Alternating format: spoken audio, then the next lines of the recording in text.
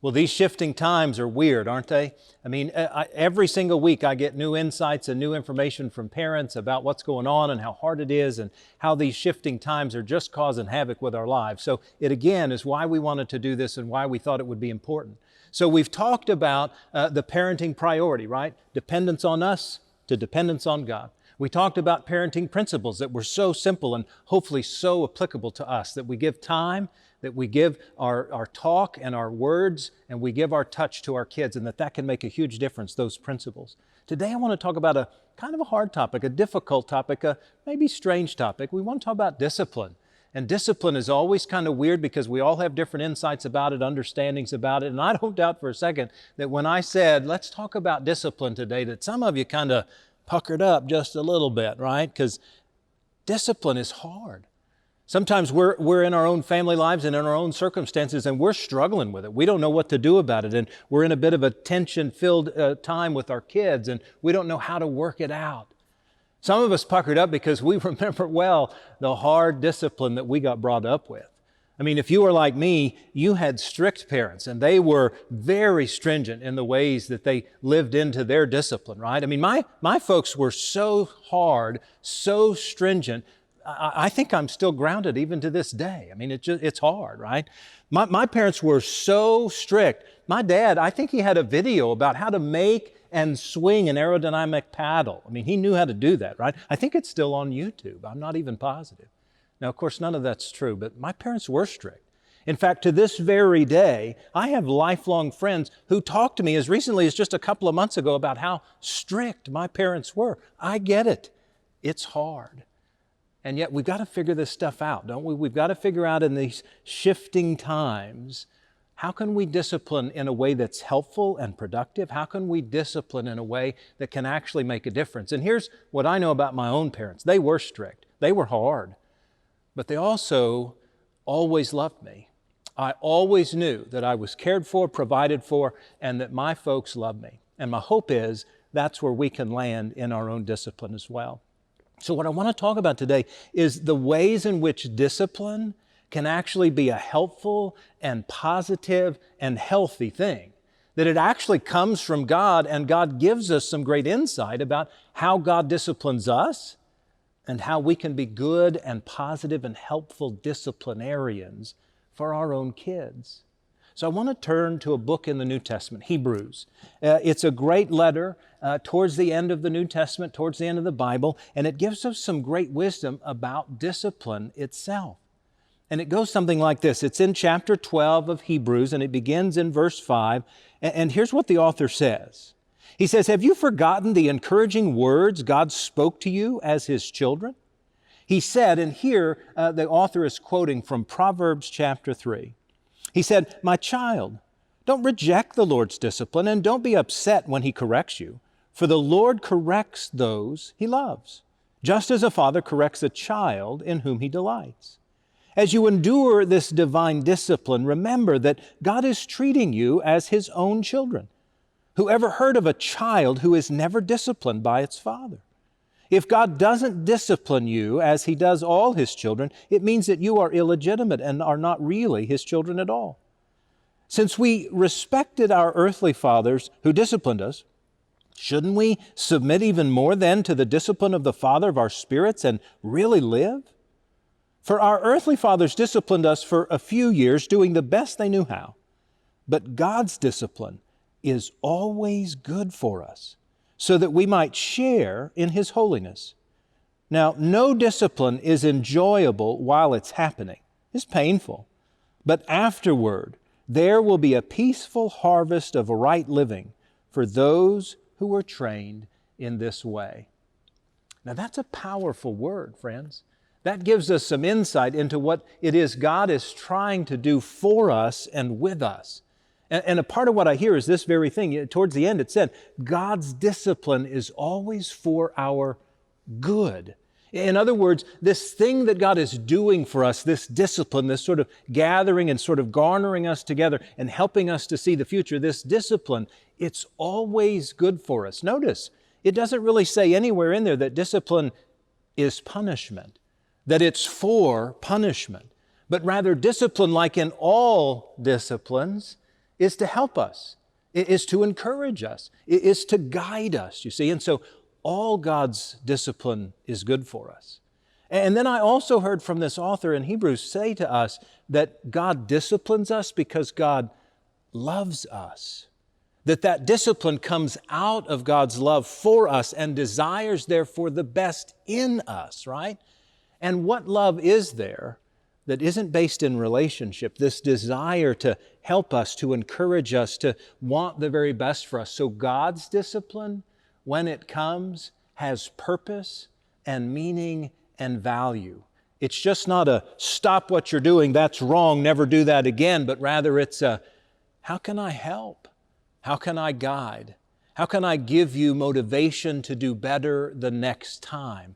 This is God's discipline. And it's the kind of discipline we need to work ourselves into as parents as well, that it's a guiding principle, that it's an encouraging opportunity for our kids. And so when I read Hebrews, I begin to sort of formulate for myself a kind of description or maybe even a definition, if you will, with regard to discipline. And it sounds something like this. So if we look at discipline, we think discipline based on Hebrews might look like this. It's a correction and a training driven by love. So if you were to look up discipline in the dictionary, there are, of course, a myriad of numbers of definitions, but one of them is about correction and training. And indeed, that's what God is doing in our lives and for our lives when God is disciplining us. And it's always driven by love. It's always driven by relationship. And therefore, that ought to be our discipline for our kids as well. Correction and training driven by love. Because if it's not, if it's solely punishment, if it's solely stopping a bad behavior, then it's not serving its great purpose, which is love and helpfulness. Now, there's some well-known authors who help us to better understand this. One of them is Josh McDowell. And Josh McDowell put it this way. He said, rules without relationship leads to rebellion.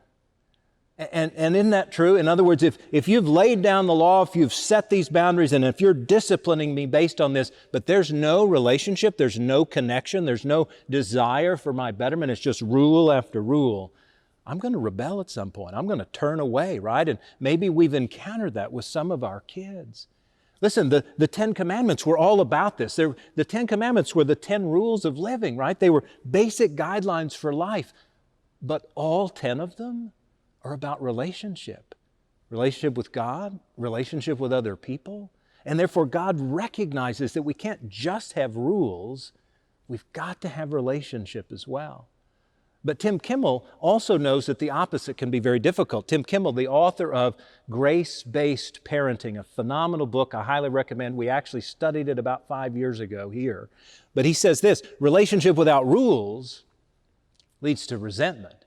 And of course, what that means is I can be your best buddy and we can do all kinds of fun stuff together, but if we never have rules, if we never have boundaries, if we never have guidance, then eventually when I as a child face that, either in high school or in college or in my first job or in society, and I have to face rules when I've never had them before, I start to resent you, my parent, because you didn't set me up for success. You didn't help me out. You didn't guide me into a good and positive thing. So you see, discipline is always driven by love, and it has as its ultimate goal correction and training to help me become better, to help me do better in my life. This is the gift, I think, of the discipline that God offers us. And so it's fascinating to me when the author of Hebrews is telling us that God's discipline is good and that it's always based in love and we need to do this ourselves.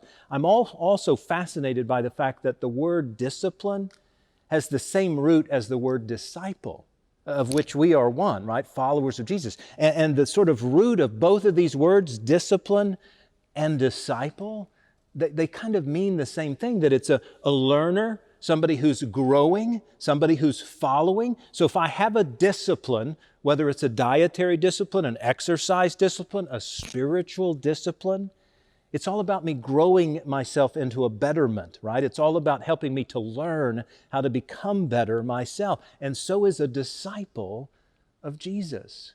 We are His learner. We are His follower. And so our goal in discipline for our kids is to help love them into a correct kind of living, into a training that makes them better than who they currently are.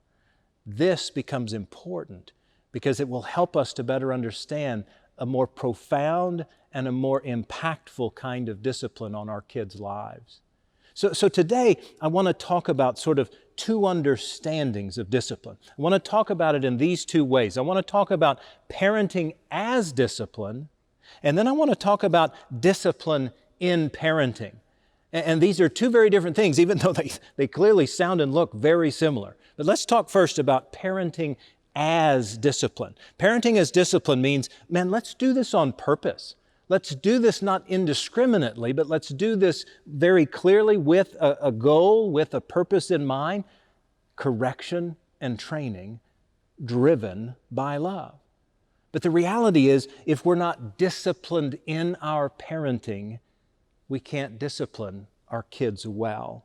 And so I want to talk about some of the traps that unfortunately we all sometimes fall into. I know I've fallen into several of these multiple times in my own life. And my hunch is you're familiar with a couple of them. I want to talk first about sort of three forms of undisciplined parenting that often hinder our discipline. So one of them you've heard before, the helicopter parent. We all know a helicopter parent, right? They hover over their kids. They kind of try to protect them from everything. They kind of make sure that their kid never has a problem and never gets in trouble. And a helicopter parent in the short term seems great, right? My kid never has a problem. My kid's never going to have a dilemma in their life. But long term, it's not helpful at all. Either in our disciplining, that is to say, never letting our kids fail, never letting them grow and learn and develop new understandings, but certainly never letting them have a dilemma. What it leads to is anxiety and stress. If I'm a child and I've never had the opportunity to learn and grow, when I have to do it, man, I get all stressed out and I don't know what to do. So helicopter parenting is not helpful, and helicopter disciplining is not helpful. The second one I just call yo-yo. And this is the one I fall prey to the most myself. This quite literally means I'm inconsistent. Some weeks, man, I'm on task and I'm stringent and I've given you all you need and you know everything and you know the boundaries. And then the other week, man, I'm kind of tired. I don't want to, enforce the rules, or maybe even as a reward. You did so well last week following all the rules, or what? Then, man, I'm going to lax them up. I'm going to loosen them up. And it's like a yo-yo. And our kids don't understand what that means, and it leads to confusion, because they don't always understand, well, what am I supposed to do? And how is this supposed to work? And why is this valuable if one week it's the rule and the next week it's not? Yo-yo parenting is very confusing to our kids. And I'll be the first to own that's one of the ways I live into discipline, because it's hard, isn't it? It's difficult to discipline constantly with our kids. And then the last one I just refer to as sort of in the moment. And this happens a lot. We just sort of live into the moment. Sometimes we feel like we need to be rigid. Sometimes we feel like we shouldn't be. And unfortunately, this often happens among parents that might be separated or divorced. And there's two different forms of parenting and disciplining. And eventually a kid learns how to manipulate that. Eventually, a child or a youth learns that maybe dad is more stringent than mom, or maybe mom has more guidelines than dad. And so when we're in the moment and we've never planned this out, we've never sort of developed an understanding of our discipline, and this leads to manipulation that's not helpful in the family, and it's clearly not going to be helpful for the child as they become a teen or an adult. And so we want to move out of these forms of undisciplined parenting, and we want to become disciplined in our own parenting, how we live this out. This is why God's discipline is good and helpful. Now, I want to talk then about sort of some forms of discipline in parenting, because discipline in parenting can be helpful in so many ways. And here's the reality. I'm not going to give us a bunch of detail. I'm going to kind of hover at the 30,000 feet level for now at some things that I hope will guide us in the ways that we need to live into our parenting. So discipline in parenting is a powerful tool to create that dependence upon God. Remember, that's our parental priority. And so if we live into these sort of discipline principles, hopefully it'll help us do better at parenting itself. So the first thing I want to do is talk about, in terms of discipline, I want to talk about the ways in which discipline is helpful to us as a parent. Remember in Proverbs, I think it's in Proverbs 19, it literally just describes for us that when we discipline our children while there's hope, otherwise we're going to ruin their lives. In other words, this is important stuff. This needs to guide us tremendously well. And that's about the disciplining as parents. But then Paul goes on to say in the New Testament, in Ephesians, he just says, look, parents, don't provoke your kids to anger, but rather raise them with discipline and instruction about the Lord. And this becomes important because this is where the discipline of the Lord is good and always driven by love. So let me look at this 30,000-foot level a little bit and talk about some understandings of discipline. One is quite literally just an understanding that let's look at the long haul. In other words, don't just get down in the trench in the instant, immediate thought and get lost in that, because that's, of course, when we do things that aren't helpful. Sometimes we do things that are harmful. It's not always the best format. And so our friends at Grace-Based Parenting give us this guideline. They call it the 10-year rule. And the 10-year rule just sort of says, in my mind, let me think about what would this behavior be like 10 years from now? What would it look like if my 2-year-old, who's clearly throwing a fit right now because I'm about to drop them off at the preschool, or I'm about to hand them over to a babysitter for the night as we go out, what would this look like 10 years from now? Is my 12-year-old going to be throwing a fit when I drop them off somewhere or leave them somewhere? My hunch is no. And so if I think about the 10-year rule in this instance, I think I don't really need to discipline my 2-year-old for crying. They're about to be separated. They're having anxiety. I clearly don't need to discipline them. On the other hand, the 10-year rule might look like this as well. If my 4-year-old has just eaten all the Halloween candy, and there's wrappers left everywhere, and they lie about them. What, did you eat all the candy? No, I didn't eat all the candy. I don't know what you're talking about. 10 years from now, if my 14-year-old is lying, that's a problem. And I need to somehow help correct and train my 4-year-old to know lying is not helpful, to recognize truth-telling is always the best policy, even if I might get in trouble for telling the truth. See, the 10-year rule helps us to see, if I picture it in the long haul, is this something I need to take care of now to prevent something for later? Or is this something that I can just kind of let go because it's not really pertinent and it's not going to have impact 10 years from now? Now, here's the other deal with regard to the long haul. And hopefully we've all heard this before, so it shouldn't be anything new, but we should never discipline in anger. We should never offer discipline when we are ticked off at what's going on, because what that does is turn discipline into punishment. What that does is turn in correction and teaching into, I'm going to cause a dilemma for you because you've caused a dilemma for me, right? And so let's always try to look at discipline in and through the long haul, because it will help us be better parents, and in turn it will help our kids to learn how to grow being driven by God's love and God's intent for the world. So that's the first thing. Let's look at the long haul.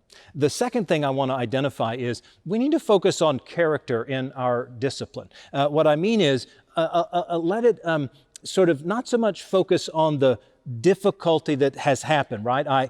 My child has lied, or my child has harmed somebody, or let's not so much focus on the trait itself, but how can I correct a character difficulty in that moment? How can I help my child to know that that behavior is not helpful and why it's not helpful, what harm it's causing, what it may do long term, depending on the circumstances. And so our goal here in looking at character becomes the opportunity to recognize that I'm not just causing punishment, but rather I'm helping my child to develop traits for the future.